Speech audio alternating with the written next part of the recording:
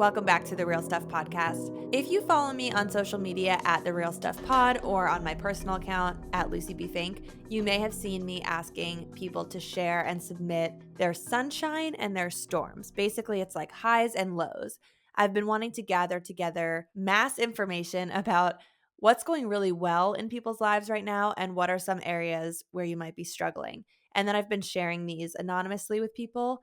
And I think it really brings us all together and reminds us that other people are A, going through things at all, but B, maybe similar things to what you're going through.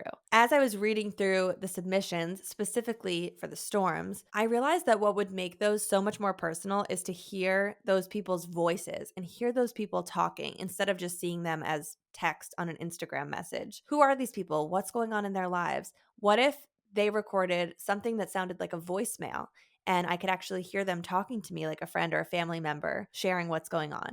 So I gave you guys a website you could go to where you could record your voice and leave a voicemail for us to share on the podcast here. I specifically was focusing on the storms, although obviously it's incredible to hear all the amazing things going on in people's lives. I was focused on what are people struggling with right now, because I really do think giving yourself the time and space to listen to what other people are dealing with helps you in so many ways, orienting your own life and your own problems. And this voicemail platform that I gave you guys allowed 90 seconds of a voice recording. Some of these, as you will hear, they got cut off when they were still in the middle of the story. So they recorded more than one. Some of these are longer than others, but I'm just really excited to introduce you to these callers and play these for you. And we are going to be doing more of these episodes. So please follow on both the podcast account and my personal account. And in the future, I'm going to be doing some that are more categorized by topic. So, for example, people calling in and sharing things going on in their finances or what's happening in their sex life. This one was just generally, what are you going through? What are you struggling with?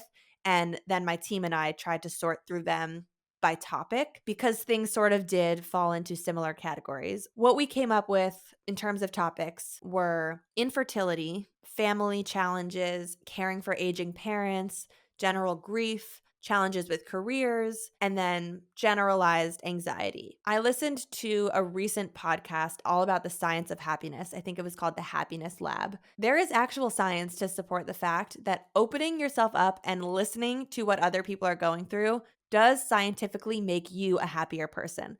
As I say that out loud, I want to reiterate, it's not about the fact that hearing other people's shit is supposed to make you feel like, oof, thank God I'm not dealing with that, or like, that sucks to be them. My life is so much better. It's not about that.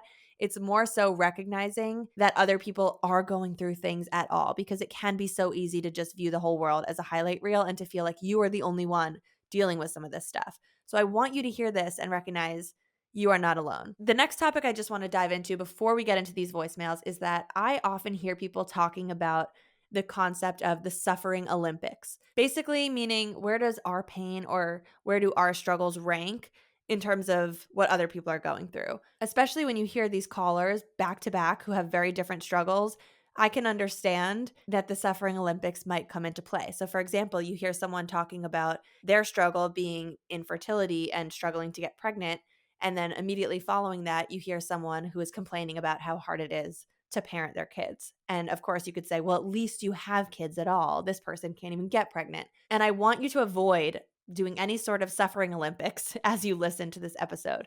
Everyone's problems are valid. Everyone is going through their own experience of life. Everyone has different seasons in life when a problem they're dealing with is not a problem at all for another person, and vice versa. So really try to listen to this episode with an open mind. And I really just want to thank my callers for calling in. This community is incredible. And the fact that you are vulnerable and putting yourself out there like this with your voice to be on the podcast is invaluable, because it's giving us this amazing episode. So let's get started with the first section. And I want to start with the infertility. Trigger warning. I do need to say it.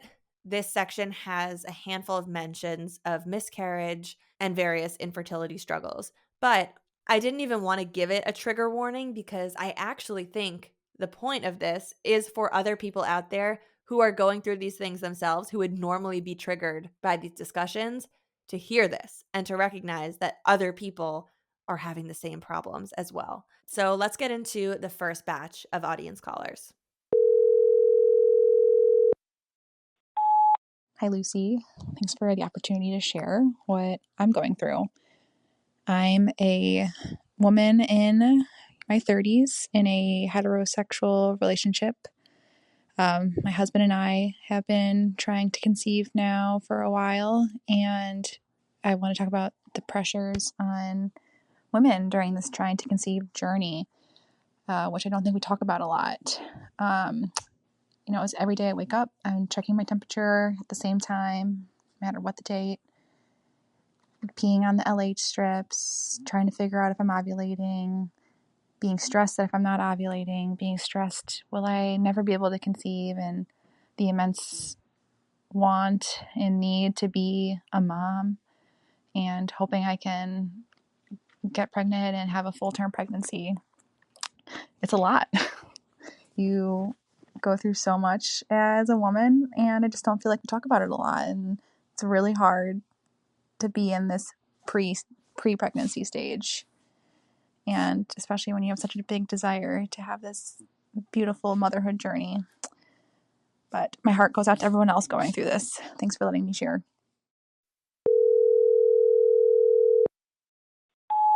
My husband and I have been together for 12 years, and we are going through infertility right now. It's very difficult to see everyone else getting pregnant seemingly so easily. I know that's not always the case, but it seems like it from what we see online, and yeah, so it's just very difficult. So I'm a classical violinist, and last Friday I performed in front of 1,200 people. It was going great. Unfortunately, I was also at the same time going through my fourth miscarriage, and it's fucking tough standing in front of people 3 nights a week performing and being so miserable and in pain. Yeah, life is tough sometimes.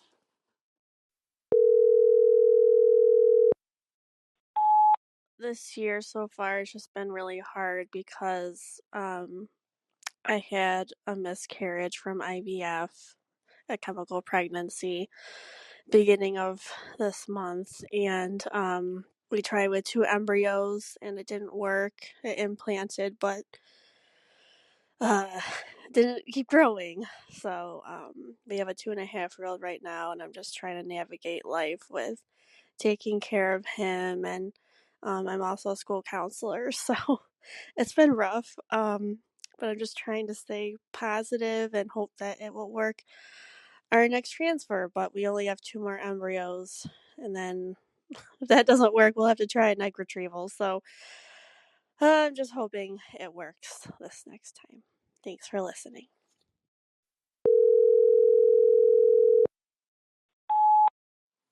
Hey Lucy, this is Carly. I am so excited about this idea. I think it's amazing. I think it helps people feel less alone. And so I wanted to share a little bit about my story. I've suffered with chronic illness for over 10 years now. Some diagnoses I have: POTS, mast cell activation syndrome, hypermobile Ehlers-Danlos. I have a cutie service dog, but I never expected that to impact my fertility. And so when trying to have kids, we were trying to decide how we wanted to go about this, and I knew that my body couldn't handle it. I still probably have some undiagnosed conditions, and I'm underweight, and it just wouldn't be safe for my body. So we went straight to doing IVF with surrogacy. And that whole journey was about a year and a half, getting matched, doing egg retrievals. The first egg retrieval, we ended up with only one genetically normal embryo. We transferred that about 8 months later, and it resulted in a chemical pregnancy in the surrogate, which was really difficult, especially because IVF was really hard on my body. And then we tried it again a little bit after that, and we ended up with, out of 23 follicles, I only got 2 eggs, which is almost unheard of. And it was really, really, really difficult. Only getting 2 eggs was really hard. They expected to get 8 to 10 eggs from the 23 follicles. And we fertilized them with my husband's sperm, and They sent it off to develop into an embryo, and none of them ended up becoming embryos. And they basically told me, we don't really know what's going on. It might have something to do with your conditions. Again, I'm not saying that this will happen to everybody that has the same conditions as me. I do have some undiagnosed stuff going on, some probably really rare stuff. But for me, they were like, I don't know if you'd want to do this again. You might want to consider alternate routes. So that's just been really challenging to navigate and figure out. And the idea of not having biological children is really difficult. And it's something my husband and I are dealing with and discussing. And before we kind of went down this path, we were discussing adoption. And so that might be the path that we take. But we're taking a little time right now to just enjoy each other and try to get through this time, on top of daily chronic illness symptoms and other things, but just trying to see the bright spots and know that we will have our child and it'll be the right child for us. Thank you so much to all of those callers for opening up about the struggles you're going through. One thought that a lot of those messages got me harping on is I find it remarkably easy in life when you are going through something or you can't have something that other people have. It becomes so easy for you to view the world in somewhat of a skewed way.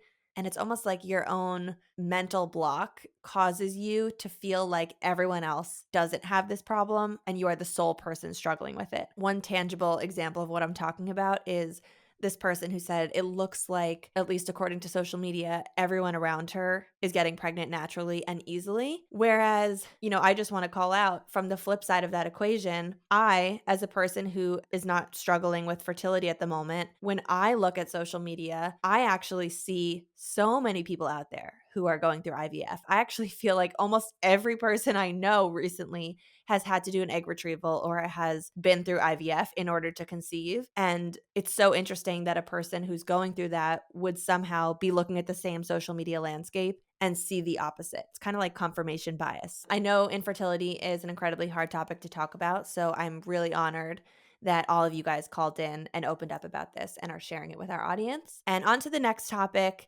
This one we are categorizing as motherhood and family struggles, issues that people are experiencing in relation to becoming parents themselves and just generally trying to keep up with life. And remember, especially after hearing those infertility callers, I urge you to keep an open mind as you listen.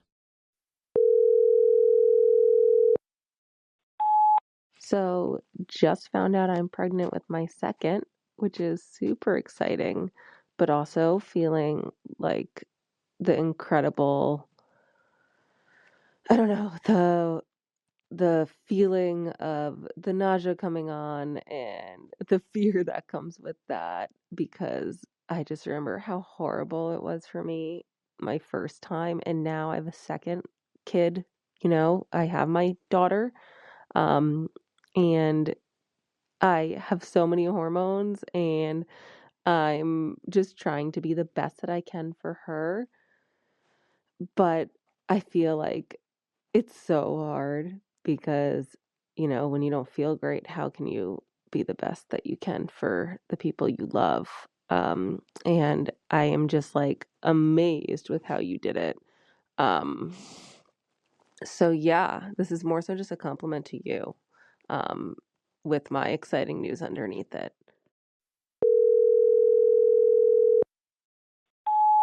Hi, so I am a first time new mom.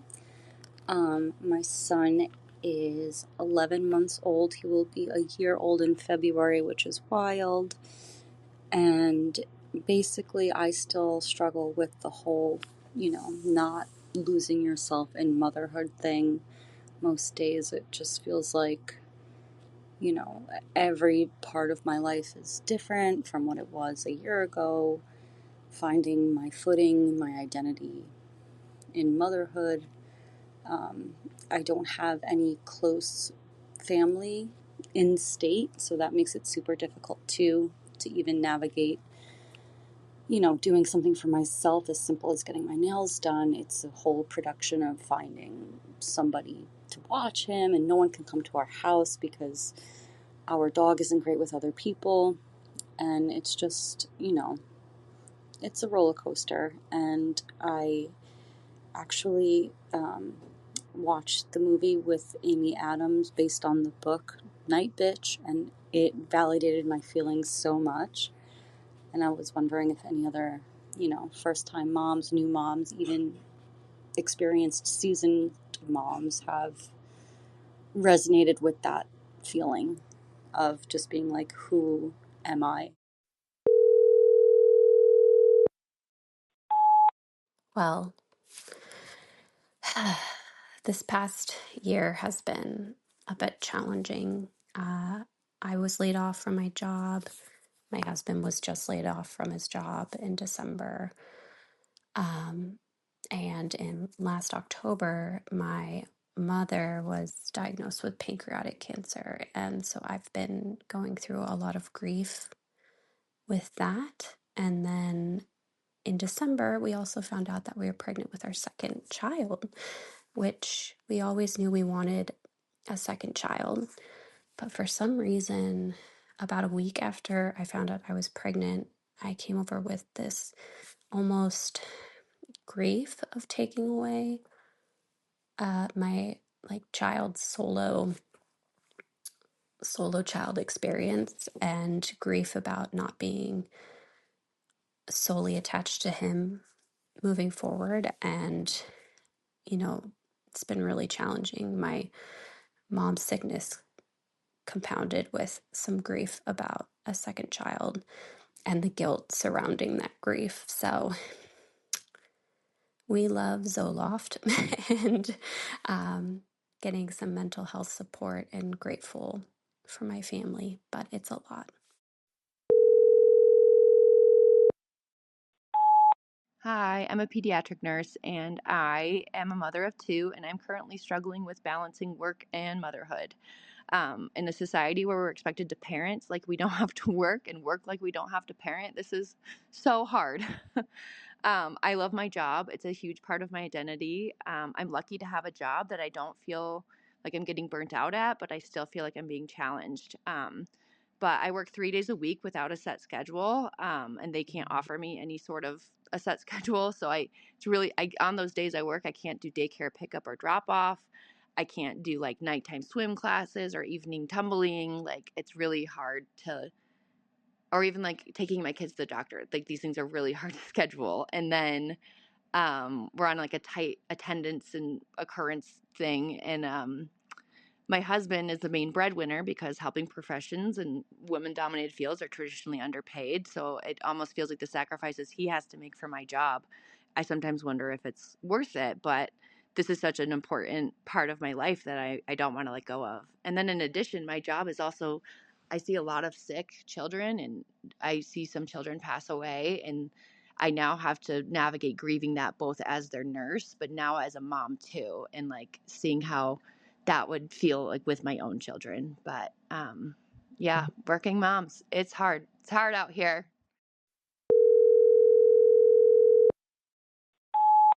The hardest thing I'm struggling with right now is I have a 3-month-old and an almost 3-year-old in like 4 days.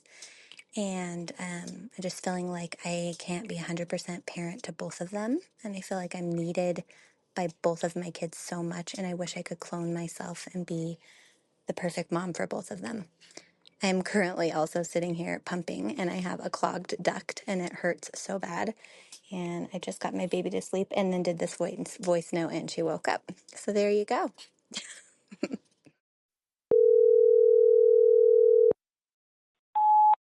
Hello. I just wanted to share my story of motherhood at the moment. So I have a almost 10-week-old. His name is Walter, and I've been having quite a hard time adjusting to motherhood, which I found quite shocking. And I just wanted to share my story in hopes that any other moms out there would feel less alone. Um, Walter came into the world via emergency C-section, and I really, really struggled emotionally the first 10 weeks, 7, 8 weeks, to bond with him, I think, as a result, and had really some very like overcast cloud moments. And cried almost every day and really worried that I was a bad mom as a result of that feeling. And I feel like I am emerging from the darkness, but it's definitely not been how I thought it would be, and it can be quite lonely when you feel that way and you feel that you're somehow a bad mom because you don't feel that magical bond that everyone seems to talk about. Um, but yeah, so I just wanted to share my story and let people know that you're not alone, you're not a bad mom.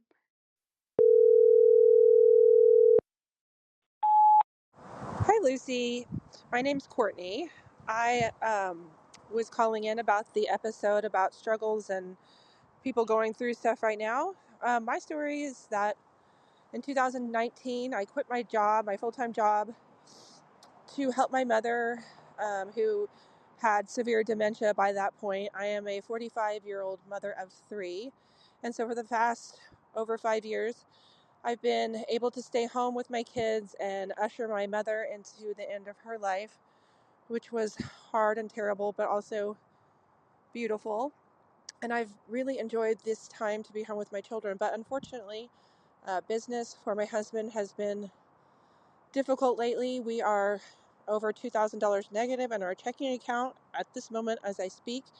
So I have unfortunately been able or have to go back to work full time, which is a blessing. I found a wonderful job and will be able to do that. But it's sad because I've been able to be home with my kids on every snow day, every holiday, um, volunteer at their schools, and so it's bittersweet. I know that I'm lucky to be able to have found a good new full-time job, but also I will miss so much this time with my children while they are still here and young and in my house. But yeah, that's all I got. Thanks. Bye.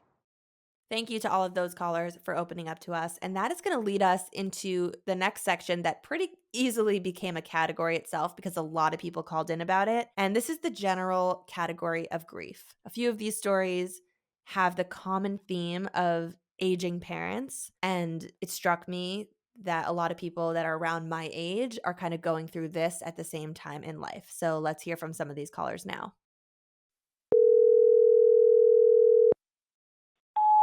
Hi. So I am a 34-year-old woman, and my husband and I have two kids, two boys. They're almost 3 and almost 1. So I'm kind of in that later postpartum stage where, I didn't just have the baby, but we're still kind of figuring out what it's like to be a family of 4 and what we need to do to have all of our needs met and everything like that. So that's kind of wonderful and kind of hard. And also, my dad is sick. My dad has Parkinson's disease, and he was diagnosed like over 15 years ago, so it's not new. And we've been kind of anticipating the physical decline. But recently, he was diagnosed with Parkinson's related dementia. And so he is forgetting things and hallucinating a lot. So we actually had to get him into a memory care facility, which is good, but I've had to help out with a lot of those kind of details in my family now. Things that he used to take care of financially, um, and all of those little things I'm trying to help out with, which is really tricky. I know it's talked about some, but I don't think it's talked about enough how tricky it can be to be at that age where you have young kids and you're trying to start your family, but also maybe having to take care of the older generation. I think they call it like the sandwich generation, where you're taking care of kids and parents potentially. Um, so yeah, it's really tricky. I definitely feel guilt sometimes when I can't do things for him or for other people in my family because I have to prioritize our boys, my partner, myself. Um, so yeah, it's a very delicate balance, and it sometimes feels really, really consuming. Um, so yeah, that's what's going on with me. Thanks for giving us a place to share.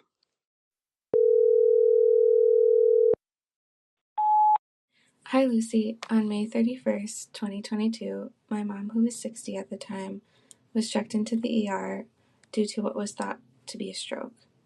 None of this made sense since she was one of the healthiest people I knew.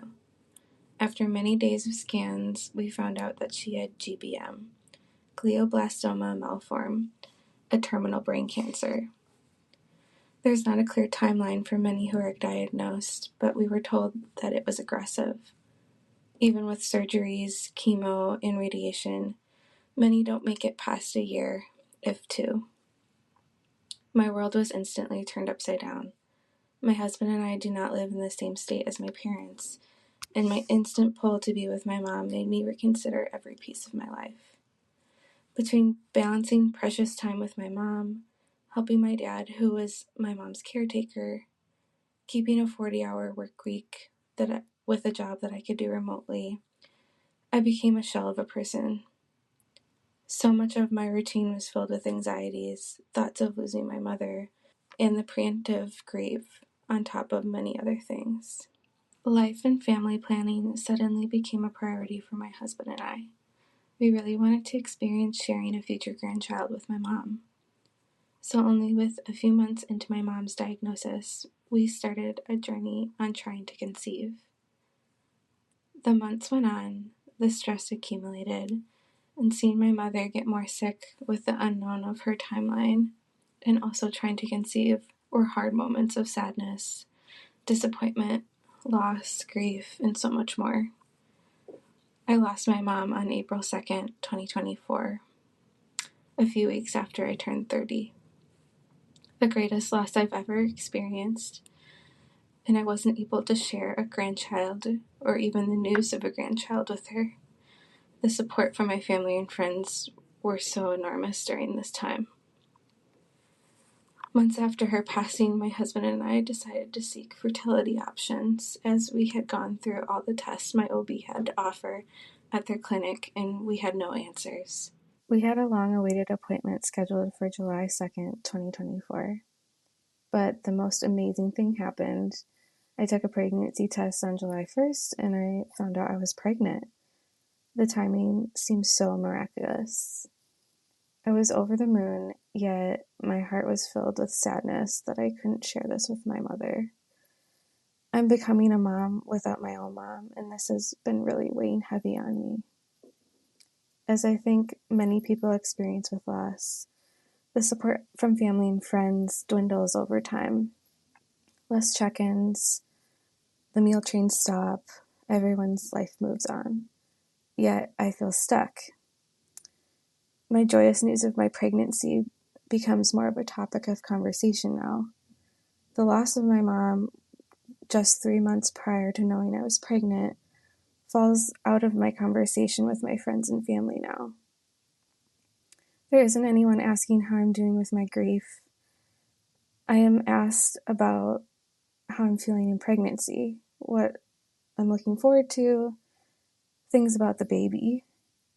While all these are really nice and appreciated, I feel a sharpness of grief when I'm no longer asked about my mom, my grief, or my struggles. I know it's harder and uncomfortable for people to ask about those things, but there's some part of me that thinks if I were not pregnant, I would still be asked and have more open conversation around losing my mom to her illness, who she was as a person, and what I hope to carry from her as a person.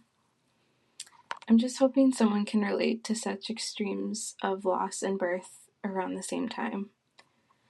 It feels tough to grieve while also having a very joyous thing happen that I also have been longing for.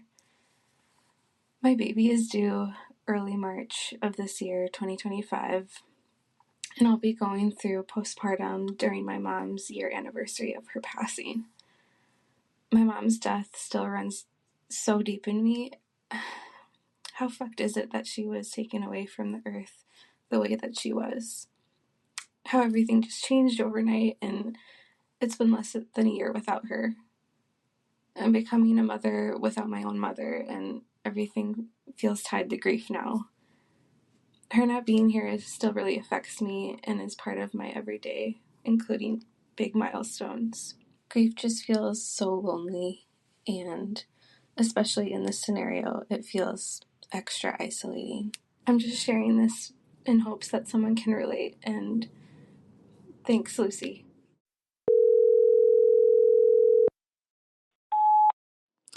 Life is so good and so hard at the same time. I'm in LA, and several people I know have had their homes burnt to the ground. My husband and I were really lucky that our home was spared, but we spent days not sleeping, checking the apps because we were in between two fires, one of which was only 5 miles from our home, and the only reason it didn't come here is because the wind was blowing in the opposite direction. It's really hard to get out of crisis mode. I've been having a lot of career success recently, so there's just a cognitive dissonance happening where I feel guilty about being happy in this moment. I'm finally getting where I want to be and I want to let myself enjoy it, but it's hard. Our city is broken. We still can't drink the water here and we have to wear masks outside. On top of that, both of us, my husband and I, are dealing with aging parents. My mom called me on day 2 of the fires to say that my stepdad is in decline. He's being put in hospice. He could die any day now. And then my husband's mom has cancer and she is going through chemo. It's just really hard to handle because none of them live here. So we're taking turns driving out to see them, doing what we can. We don't have kids yet, but I really want to start a family. It just never feels like a good time. Anyway, I'm grateful for my home, my career, my amazing friends, my partner. It's just really hard to exist with so much joy and so much sorrow happening at the same time. And I'm trying to find the strength to ride through all of this and to show up and be present in each moment.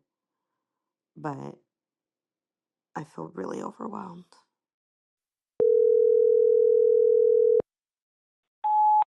Hi, Lucy. I'm struggling with coming into terms that it's the first year since my boyfriend passed away in 2019 that I'm starting to feel more normal and life is becoming a bit more enjoyable. And I'm starting to feel like a new me. And immediately I start feeling horrible and heartbreak because I feel he's even more far away now and a bit guilty. And I find myself in the middle of the day thinking how I thought about him today. It's not that the grief is better, it's just that it's not as constant. Although when the crisis comes, they hit pretty bad. And I guess just everything at the start of this year is starting very head on. And I'm in the middle of deciding if um, the corporate ladder is actually I want to continue doing. And also, it's the only thing I feel that I'm actually good at since my personal life is non existent. So I guess that I sort of have to be good at work. And that's it. Thank you for opening up the space. I hope that everybody that shares feels some comfort that they're not alone.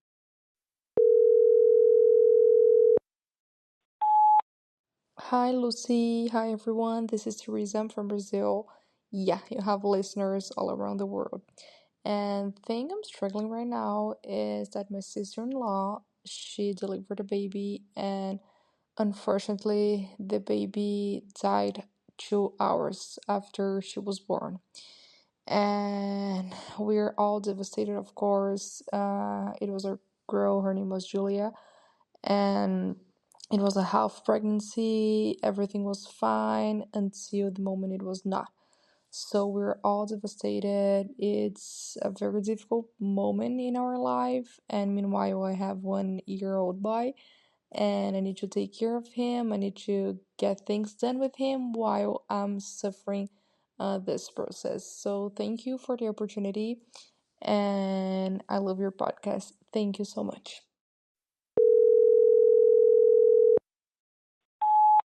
Hi, my name is Tahira and I'm 31 years old. I live in London, UK with my family, and life feels a little bit like a mix of storms and sunshine right now. The storms, well, living with a progressive muscle wasting condition is a heavyweight. Let's be honest, a disability that came about just a few years ago brings with it so many challenges and makes even the simplest daily tasks so much harder. It gets even tougher when I'm trying to be the best mother I can be to my young child, but sometimes I barely have enough strength to make it through the day. But I'm holding on tightly to the sunshine. I'm really grateful for my little boy who's growing and learning so much each day. He is truly a ray of light, even when life feels incredibly heavy. My husband is my source of love and strength, and despite the complexities of family, I'm reminded of the deep support and care I have around me. I found a renewed sense of purpose in my work with Muscular Dystrophy UK, a charity that's giving me hope. And so while the storms can feel overwhelming, I have to remind myself that there's so much sunshine to keep me going.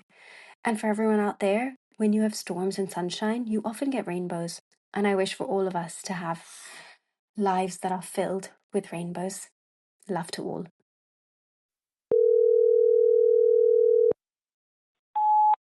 Hey, so basically, I am 32 years old. I'm based in Europe, and I was last November diagnosed with stage 1 low grade serous ovarian cancer, which is a rare type of ovarian cancer. There is very little insights and data about it. And the biggest issue with it is that most women are misdiagnosed, and the cancer is actually very often discovered much later in its stages. So I consider myself very lucky that it was caught this early. The symptoms are very often brushed off. And then it's often very late, which is extremely disappointing. I'm currently going through chemotherapy. I'd be happy to tell you more about it. I discovered it initially when I was pregnant with my son. During my first ultrasound, they found a 5 centimeter cyst attached to my left ovary. At the time, they told me not to worry about it. It would flush out. Almost 3 years later, I went for another checkup because I was experiencing some really annoying symptoms, and I was told it was gas and not to worry. But during an ultrasound, we actually discovered that the cyst had grown in size and there was a mass in it that was concerning. That triggered a whole series of tests, which led to a big operation last October, the diagnosis in November, now chemotherapy. And all of this is because there's such little awareness about it, and because women's symptoms are often really misunderstood or just brushed off. If you're having headaches, period pain. That last caller got cut off at the 90-second mark, and she did not submit a follow-up to add on to the story. But I think we all know where that was going, which is obviously that the medical system tends to not believe women all the time and does make it difficult for women who are dealing with stuff like this. So thank you so much to everyone there for sharing those messages. My main takeaway from hearing all of those callers is that so many of us are going through these highs and lows and these conflicting emotions in life at the same time. This one area of life is great and positive, but then this other area is really shitty and really low. And it's a reminder for me as a listener that two things can be happening at once, and that you can feel, as Casey Musgraves so beautifully puts it, happy and sad at the same time. Especially that one about feeling the joys of a birth and bringing a new baby into the world alongside grieving a death and being part of this sandwich generation. I really feel like we, people in our 30s, are starting to deal with these new struggles that we haven't had to deal with up until this point in our lives, where we really are starting to witness deaths and grief and things happening around us that maybe years earlier we were very much sheltered from, or we were the kids, so we were protected from them. Now they're happening to the people closest to us, and there's no protection. And at the same time, we are dealing with all of these new struggles in terms of starting our own families and having kids and needing to navigate the happy and sad stuff that's happening simultaneously. And I think just often it's a universal thing that people don't necessarily know how to square those two conflicting things with each other. Another takeaway that was big for me from listening to some of those is that a lot of people out there seem to be struggling with just balancing the demands of everyday life, everyday living, keeping up a house with other challenges that are going on in life, because so much of their headspace is taken up by those everyday demands. And that leads us into the next category of callers, a handful of people who wrote in about struggles with work.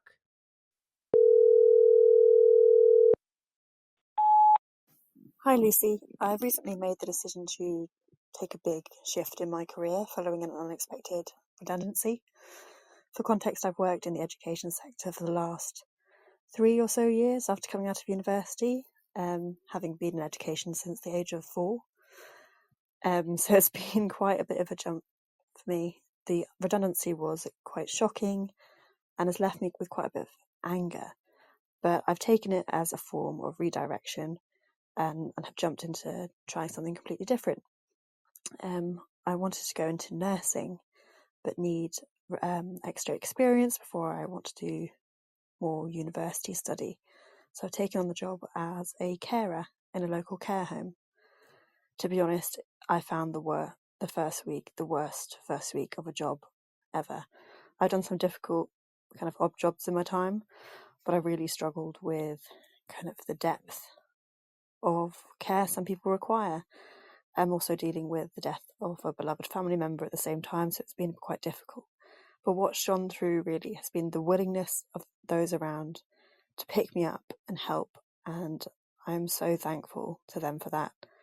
But I just want to shine a light on sometimes it's okay to kind of take a break, reassess, and think about what you'd like, and allow your network to support you in that.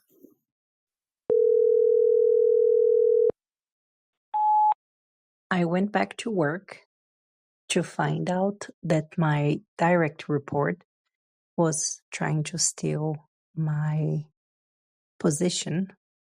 I was a team lead while I was on maternity leave. I live in Austria, so I was gone for a little over a year. And that completely changed the way that I see women at work and collaboration between women at work.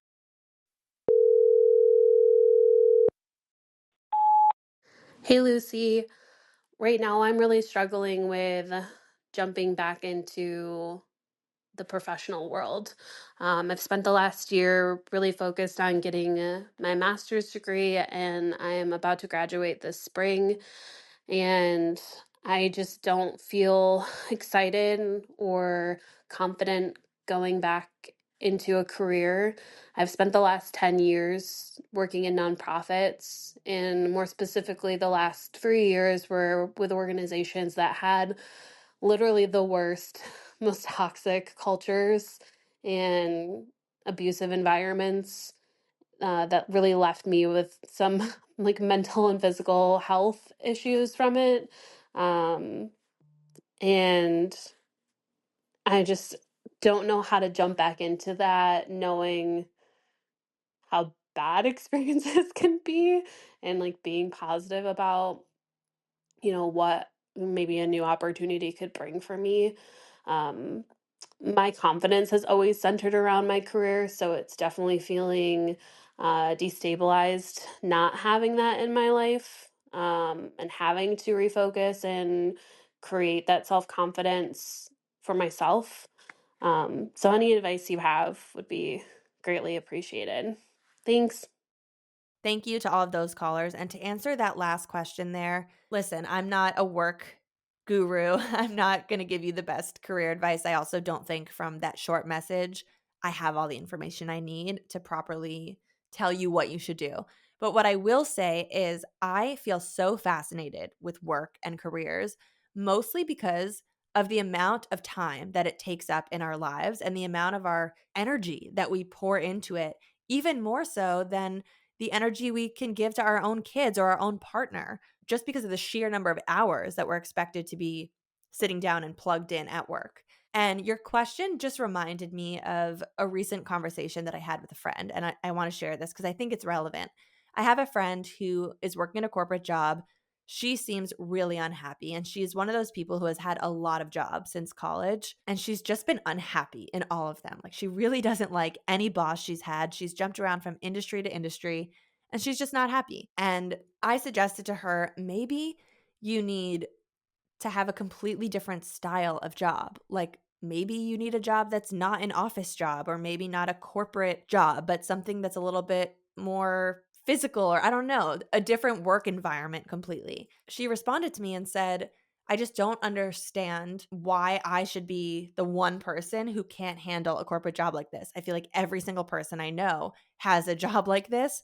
And for some reason, I just hate this life. I remember responding to her and saying, I wish you could see from my standpoint how insanely irrelevant it is that a lot of people you know have that type of career. That should have nothing to do with what you choose to do with your life. When you look around and you see, well, most people I know from high school have a job like this, so I should have a job like this too. It just is the furthest thing from making any sense to me. I am such a proponent of trying to create the life that you want to live and find something that you can do for work that is equal parts financially stable and somewhat fulfilling and meaningful to you. I don't think it should be this huge sacrifice and trade off where you're just prioritizing the finances and then putting the whole rest of your life and personhood on the back burner. I really think she and other people need to sort of take out of their head what everyone else is doing and what others expect of them and figure out the career path that actually works for the life that they want to live. We are all on earth for such a short, defined amount of time. And really, at the end of our lives, what is going to be the point of plowing through with these jobs that we hate so much just because it seems like that's what everyone's doing? Oftentimes, I feel like I'm not the best person to be giving career advice to people because I think people look at my job and they say, well, that is just such an anomaly of a job where you're doing something fun and you're working for yourself. And it's like such this niche field that is really hard to break into. And I understand it's hard for me to give advice to those people because I do have this anomaly situation. And I'm not suggesting that everyone just becomes a content creator. But I do believe to my core, if you are not enjoying and being fulfilled by your day to day of a job, it might be time to figure something else out. And I just want to say there are plenty of people that have alternative career paths that are not content creators, but that are not in the corporate world that have figured out how to be happier and healthier in their lives. And maybe we can do a full episode diving into that in the future. Okay, and moving on to our last category, there's only a couple of voicemails left here, but this is just sort of the general category. Topics that I think most people will be able to relate to. So let's hear from those callers. Hi, my name is Amanda, and I'm currently struggling with having to deal being 39 and finding the right person for myself. A lot of people already in my age are married with children, and I find that I'm constantly comparing myself with other people's lives. I think a lot of people can relate to that as well. And sometimes your past or your parents' history in marriage can also impact that as well. I come from a family of divorce, so I know others can share that as well. They went through a 7 years divorce procedure, and that has truly impacted the way I look at relationships and moving forward. So I hope that others can share advice or share commonalities when it comes to finding the right person in a relationship. Honestly, I think the thing that's the hardest for me right now is finding something that sparks enough joy to give me excitement in life. I have my career, which I love. I live on my own. I just got my first home, which is super exciting, but I'm finding it really hard to find something that just sparks so much joy that I have something that's driving my life that's not just getting up, going to work, coming home, and occasionally doing things with friends.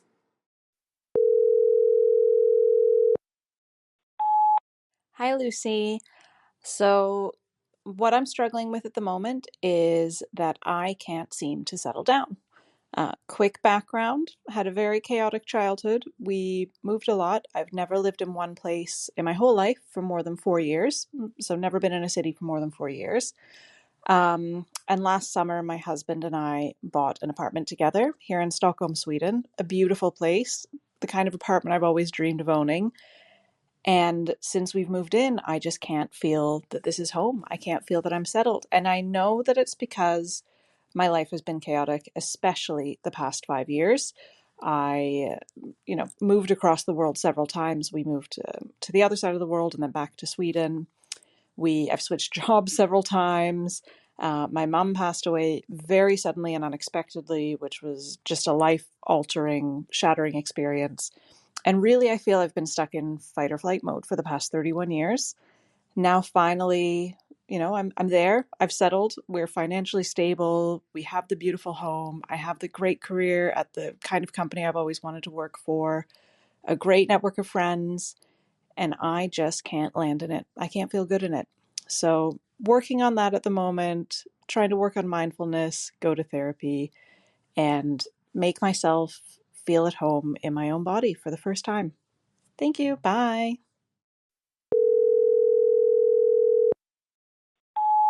I am in college now. It's my first year, second semester, and one of the things I really struggle with is anxiety, especially going to college in a different state away from my home and not having my parents there. Sometimes it's really hard. I'll just be sitting in class or doing something with my friends, and just a wave of anxiety will come up, and it is hard sometimes getting out of that, repeated spiral. But one of the nice things too that makes it easy is since I'm on campus and since I'm around a lot of my friends, I usually become distracted. So I don't really, when I am anxious, I'm not anxious for a long time. But that is definitely something that I do struggle with. Thank you for sharing those because I am sure there's going to be so many listeners that relate to those messages. I feel like whether it's general anxiety, whether it's feeling behind in life, whether it's feeling like you're struggling to settle down and you're just not where you should be, I think these are universal feelings that people will appreciate hearing. Thank you so much to those audience callers. We are definitely going to be getting into some more of these episodes in the future. So please follow the show on Instagram at The Real Stuff Pod. Please follow me at Lucie B. Fink. I will be sharing the link again and again for where you can go to record these voice messages for us. And I would love to hear your voice on the podcast in the future. And you guys, we made it. Starting next week, next Tuesday, we are live with season 2 of the podcast. And there's going to be a very, very exciting announcement, and I cannot wait to share it with you. Thank you for coming back, and we will see you next week for season 2 of the Real Stuff podcast. Thank you so much for tuning in to The Real Stuff. I'm Lucie Fink. Don't forget to follow the show on social media at The Real Stuff Pod.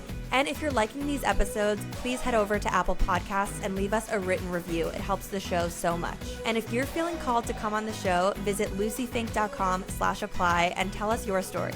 We'll see you next week for another intimate conversation on The Real Stuff.